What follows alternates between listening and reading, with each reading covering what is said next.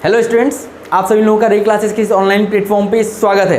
तो बच्चों, आज जेईई मेंस का पहला दिन हो चुका और आज के पेपर्स का मैं एक रिव्यू आपको दिया था कि मैक्सिमम क्वेश्चंस एनसीईआरटी बेस्ड थे और इसमें जो थे मैक्सिमम इजी क्वेश्चन आए हैं। लगभग 70% तो क्वेश्चन इजी हैं, कुछ क्वेश्चंस मॉडरेट हैं और फिज़िक्स में न्यूमेरिकल पोर्शंस ज़्यादा था।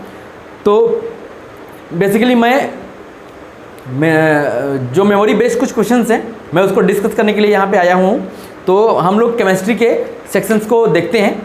तो देखिए, केमिस्ट्री का एक क्वेश्चन जो था मेमोरी बेस्ड है, हो सकता है लैंग्वेज में कुछ इधर उधर हो सकता है बच्चों, इसलिए बस क्वेश्चंस का मतलब समझिएगा। और मैं बात करूं तो इस आज के पेपर्स में चाहे फर्स्ट शिफ्ट हो चाहे सेकंड शिफ्ट हो, दोनों शिफ्ट को मिला दिया जाए तो आज के पेपर से आपका सॉलिड स्टेट, केमिकल काइनेमेटिक्स और सॉल्यूशन एंड कॉलिगेटिव प्रॉपर्टीज से एक भी क्वेश्चन नहीं था।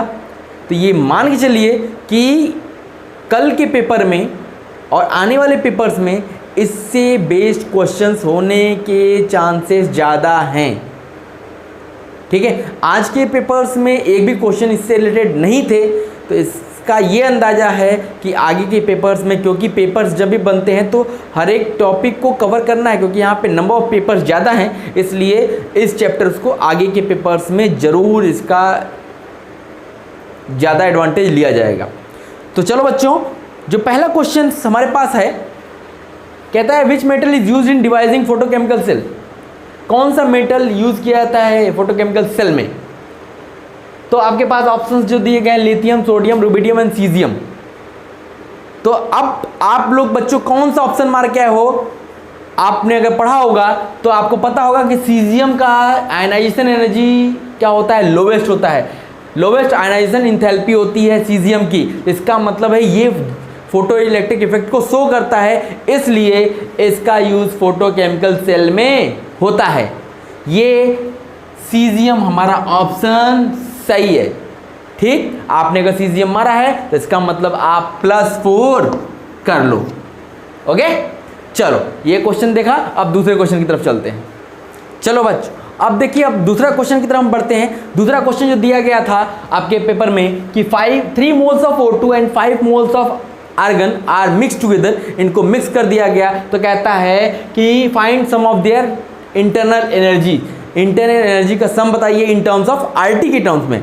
तो अब इस क्वेश्चंस में आप लोगों को क्या समझ में नहीं आया हमें नहीं पता, लेकिन अब ऐसे क्वेश्चंस अगर आपको मिलते हैं तो इसमें तो कुछ ऐसा है ही नहीं जो आपको नहीं समझने वाला लायक था। तो आप लोग जानते हो, अगर हम एनर्जी हम बात करें ऑक्सीजन के लिए निकालें, ऑक्सीजन के लिए अगर हम निकालें तो ये क्या हो जाएगा? 3 मोल्स है, 3 × 5/2 RT, तो ये कितना हो गया? 15 RT/2। और अगर हम आर्गन की एनर्जी के लिए बात करें तो इसके कितने मोल्स हैं? 5 मोल्स, 3/2 RT, ये क्या हो गए? 15 RT/2। आपको क्या बोला है? सम बोला है। अगर आपने सम कर दिया तो ये क्या आ गया? 15 RT। इसमें क्या दिक्कत थी? कोई दिक्कत नहीं, ऑप्शन ए।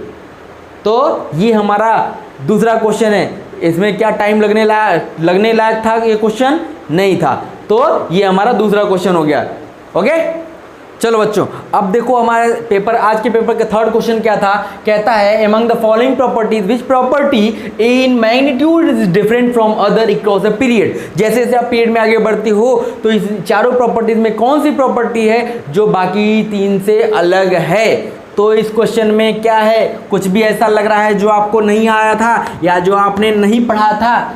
देखो, एटॉमिक रेडियस की अगर हम बात करें, एटॉमिक रेडियस की अगर हम बात करें तो जैसे आप लेफ्ट से राइट चलते हो, लेफ्ट से राइट चलते समय, लेफ्ट टू राइट जाते समय ये क्या करता है? ये आपका डिक्रीज करता है। ये पढ़ा है आपने?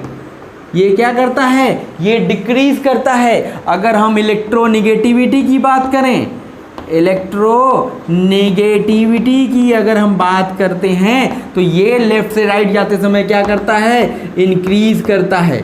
पढ़ा है आपने? अगर हम इलेक्ट्रॉन गेन इंथैल्पी की बात करें, इलेक्ट्रॉन गेन इंथैल्पी, ये भी आपने पढ़ा होगा कि जब आप लेफ्ट से राइट चलते हो तो ये भी क्या करता है, इंक्रीज करता है या नहीं करता है, करता है। और अगर हम आयनाइजेशन एनर्जी की बात करें, आयोनाइजेशन एनर्जी की अगर हम बात करते हैं तो ये भी आप लेफ्ट से राइट अगर चलोगे तो ये भी क्या करेगा, इंक्रीज ही करता था।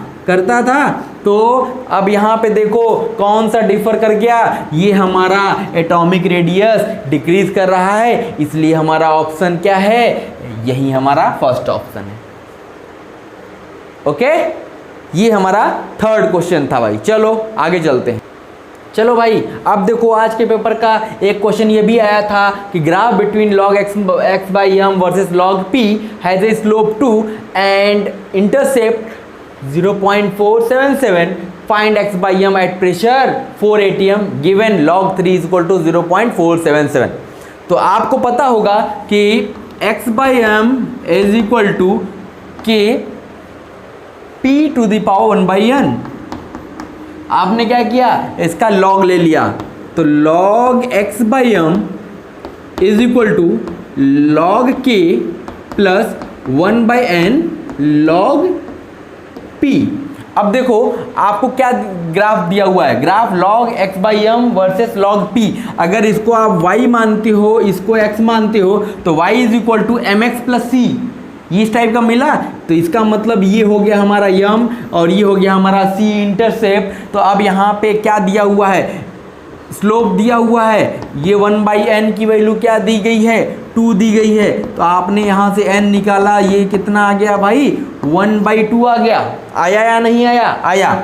चलो भाई, इंटरसेप्ट दिया हुआ है log k is equal to 0.4771 दिया है, 0.477, ठीक, ये दिया हुआ है। अब देखो log दिया है हमें, k की वैल्यू फाइंड आउट करने के लिए दिया हुआ है, और आपको पता है कि log 3 की वैल्यू क्या होती है, 0.477। तो आप क्या k निकालोगे, तो एंटी लॉग ऑफ 0.477, तो ये इसकी वैल्यू log 3, इसका मतलब क्या मिल गया, k की वैल्यू 3 मिल गई। हमें क्या बोला है, x by m की वैल्यू फाइंड करनी है। चलो भाई फाइंड कर लेते हैं। तो x by m is equal to k की वैल्यू 3 आ गई, और p क्या दिया है, 4 atm प्रेशर पे, और n की वैल्यू 1 by 2 मतलब हो गया 2। तो ये हो गया 3 × 16 दैट मीन्स 48। तो आपको वैल्यू क्या मिल गई, 48। ये हमारा ऑप्शन सही है। समझ में आ रहा है। तो ये क्वेश्चन था हमारा, ठीक। और भी क्वेश्चन देख लेते हैं। देखिए बच्चों, अब अगला जो क्वेश्चन था, if A compound AB4 is polar covalent, एक आपका कंपाउंड दिया गया था AB4, ये पोलर कोवेलेंट है, देन इट्स पॉसिबल ज्योमेट्री। कुछ बच्चे जो हमें भेजे थे क्वेश्चन, तो उन्होंने इसको किसी ने स्ट्रक्चर बोल दिया था, स्ट्रक्चर पॉसिबल ही नहीं है, ठीक है। तो अब यहाँ पे क्या है, स्क्वायर प्लेनर, टेट्राहेड्रल, सीसॉ और स्क्वायर पिरामिडल। देखो जो पॉसिबल ज्योमेट्री होगी इसकी क्या क्या हो सकती है। देखो सबसे पहले बॉन्ड पेयर 4, इसमें लोन पेयर 0 1 2, टोटल कितने 4 5 6। इसका हाइब्रिडाइजेशन क्या हो जाएगा, sp3, इसका sp3d, इसका sp3d2। और ये हमारा क्या है, टेट्राहेड्रल ज्योमेट्री होगी इसकी क्या होगी, सीसॉ होगी, और इसकी क्या होगी, square planar.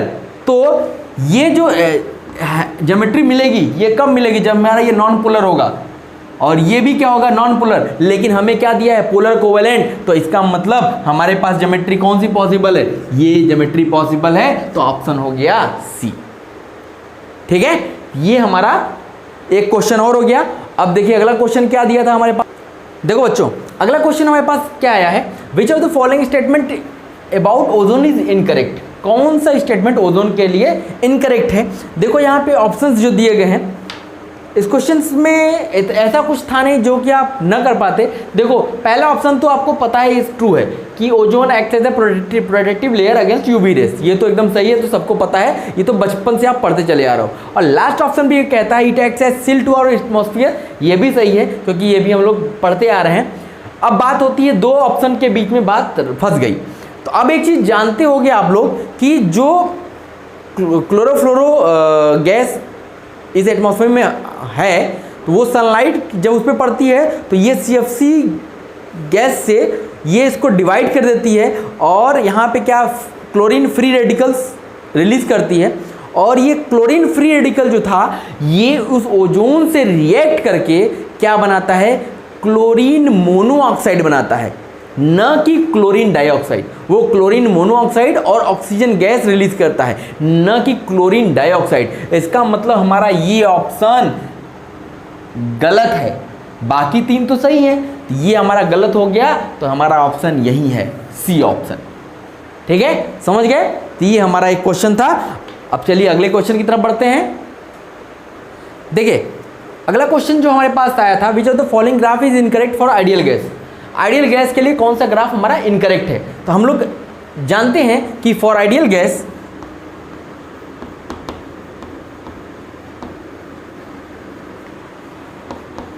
PM is equal to DRT। तो यहां से हम D की वैल्यू निकालते हैं, तो ये हो गया PM by R into YN/T। अब यहां से देखो ये D और 1/T आया, तो इसका मतलब है D और T के बीच का ग्राफ, D एंड T के बीच का ग्राफ कभी भी स्ट्रेट लाइन नहीं हो सकता, कभी भी स्ट्रेट लाइन नहीं हो सकता। और यहाँ पे D और T के बीच का ग्राफ स्ट्रेट लाइन दिया हुआ है, इसका मतलब ये हमारा ऑप्शन क्या है, गलत। ये सही है, ये सही है, ये ऑप्शन गलत हो गया, तो इसका मतलब हमारा ऑप्शन क्या होगा, सी। ठीक है, ये एक क्वेश्चन और हुआ। अब हम आगे चलते हैं। चलो भाई, अब देखो क्या कहता है अगला क्वेश्चन, कहता है एग्जांपल ऑफ सॉलिड सॉलिड्स। अब देखो यहाँ पे ऑप्शन दिए गए थे बटर, जेमस्टोन्स, पेंट्स और केक्स। तो आपको पता होगा कि solid sol has dispersed phase, उसका क्या होता है, सॉलिड। डिस्पर्स्ड फेज क्या होता है, सॉलिड होता है। एंड डिस्पर्सन मीडियम भी क्या होता है, सॉलिड। एंड डिस्पर्सन मीडियम ये भी क्या होता है, ये भी हमारा सॉलिड होता है। तो ये अब कहाँ, इसका एग्जाम्पल आपने पढ़ा रहा होगा, क्या पढ़ा रहा होगा, जेमस्टोन्स। ये जेमस्टोन्स है क्या, ये एक टाइप का कलर्ड ग्लास होता है। जेमस्टोन क्या होता है, कलर्ड ग्लास होता है। तो ये यही हमारा ऑप्शन है सॉलिड सॉल का, जिसका कि डिस्पर्स्ड फेज भी सॉलिड हो, डिस्पर्सन मीडियम भी सॉलिड हो, वो हमारा क्या कहलाता है, सॉलिड सॉल कहलाता है। इसका एग्जाम्पल हो गया जेमस्टोन्स। इसका मतलब हमारा ऑप्शन भी क्या हो गया, जेमस्टोन्स। ठीक है, ये हमारा एक क्वेश्चन हो गया। आगे बढ़ते हैं। चलो भाई अगला क्वेश्चन चलते हैं। अगला क्वेश्चन बहुत ही मजेदार क्वेश्चन आया हुआ है। In the following cell reaction, यहाँ पे एक सेल रिएक्शन दिया गया, Cu solid plus SN2 plus aqueous give Cu plus 2 aqueous plus SN solid. ये आपके पास सेल रिएक्शन दिया गया है, कंसंट्रेशन आपको दिया गया है, Cu प्लस 2 का कंसंट्रेशन और SN प्लस 2 का कंसंट्रेशन 1 मोलर है। तो कहता है find give free energy, find gives energy change in kilo joule. आपको किलो जूल में फाइंड करना है, और आपको दिया गया है E0 Cu plus 2 oblique Cu equal to 0.34 and E0 SN2 plus oblique SN is equal to 0.16 volt. अब आपको पता होगा कि E0 सेल ये क्या होता है, E0 SN plus 2 oblique SN minus E0 Cu oblique Cu plus 2। ठीक, ये हमें पता है। ठीक है,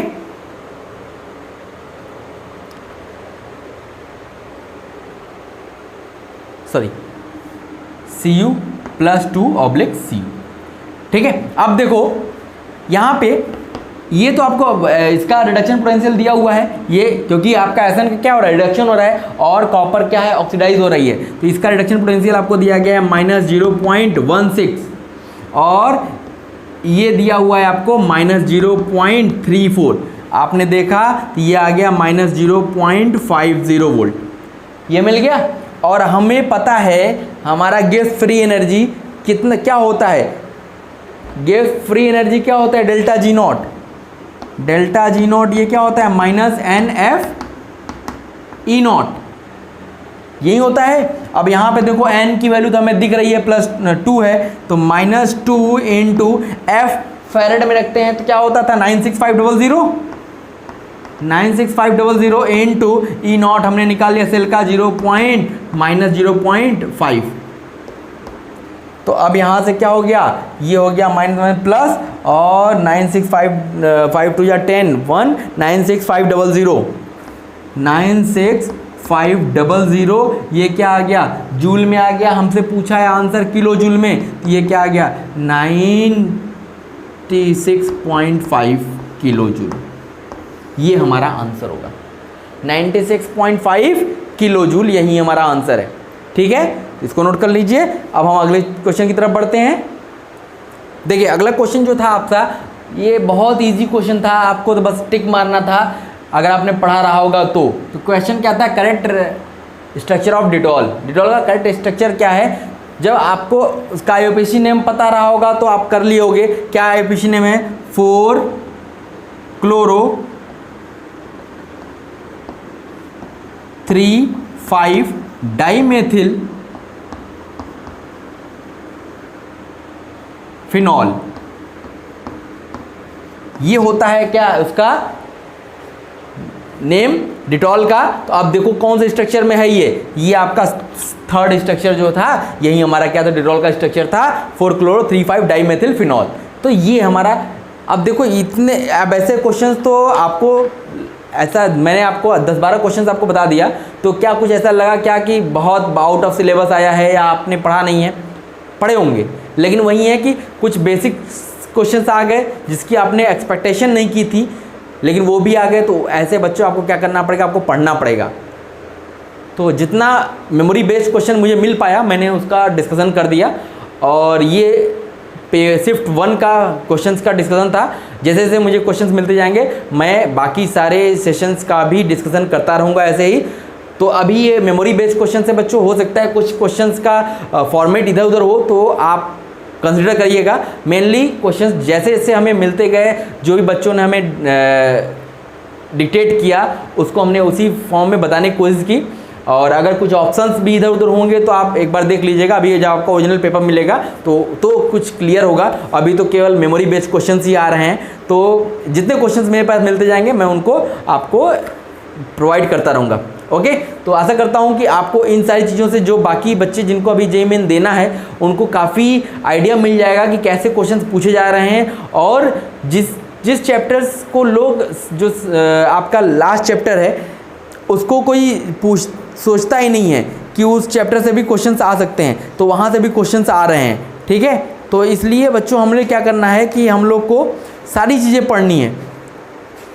सारी चीज़ें मतलब हर एक चीज़ A to Z हर एक चीज़ पढ़ना है, तभी आपका कुछ जेईई मेंस में अच्छा कोर्स कर पाओगे। और मैंने पहले भी कह रखा है कि एनसीईआरटी केमिस्ट्री के लिए तो मस्ट है बच्चों। केमिस्ट्री के लिए एनसीईआरटी आपका कंफर्टेबल एकदम अच्छे से आपको हो जाओगे अगर एनसीईआरटी पूरी कमांड आपकी हो गई है।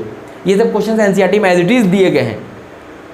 चलो बच्चों, अब जिन बच्चों का अभी कल या और आगे की जेईई मेंस का पेपर होना है उनके लिए मेरी तरफ से बहुत सारी best of lux.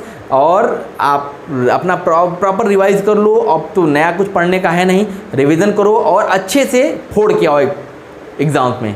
Okay, best of luck बच्चों।